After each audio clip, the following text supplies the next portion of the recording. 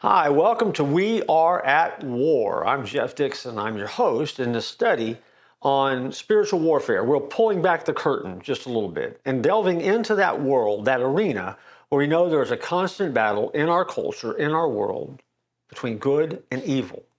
And that fleshes itself out. Sometimes we see it, sometimes we don't. But for followers, if you're a follower of Jesus Christ, at least you can understand it. And so what we're trying to do is use a series of questions that are asked very often about spiritual warfare and coming up with some answers that hopefully will help you in your journey of faith. Today's question is this: what is the purpose for prayer in God's armory? In other words, with what God gives us to fight these battles that we face, where does prayer fit into that mix?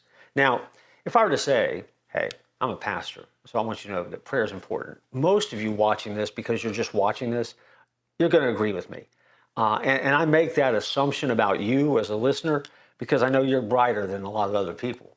But at the end of the day, it is a good question because we know that every soldier, every warrior needs some type of good communication device, a radio, a satellite phone, a cell phone, something that will connect them with headquarters, if you will.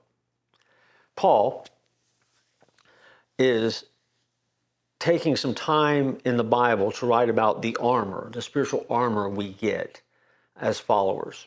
And we've looked at that briefly. We'll come back to that later in this series.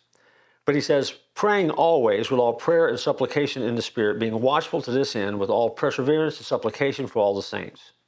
The phrase, praying always, all prayer, all perseverance for the saints. In other words, if you're a follower and you are aware of the spiritual battle that's going on around you, you should always have your radio turned on, if you will, your communication device working, your batteries constantly charged, a prayer life that is strong, consistent, and sincere. Most of the battles, many of the battles that we face in life are won on our knees. It could be the battle for a wayward child. It could be the battle for a lost loved one. Perhaps the battle is to discover peace or to pray for peace and unity in a world that seems to be ripping apart at the seams. Perhaps the prayer is to break a bad habit or to overcome an addiction.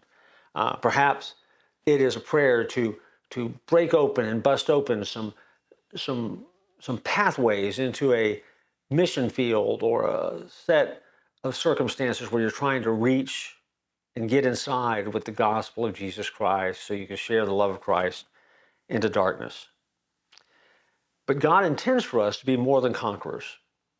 And the spiritual weaponry we have is essential. We're not strong enough on our own to navigate the battles that take place in this spiritual warfare in the world that takes place around us. Prayer is the energy that enables the warrior to wear the armor of God and wield the sword. No matter how talented we might be, if we try to fight the spiritual battle that Paul describes in Ephesians 6, and he wraps up with this verse that we shared earlier, we will never be victorious without that prayer element. That's how important prayer is. And so the answer to the question, the purpose for prayer, is to make you a winner. God is going to do the heavy lifting, but you have to stay connected to him to make it work. And so become a prayer warrior. Stand on the front lines. You make a difference, and you can make a change in the world that we live in. You have to become a person of prayer. We are at war. You're in the midst of it. I'm in the midst of it. But together, because we follow Jesus, we will win in the end because he wins in the end. I look forward to joining you next time.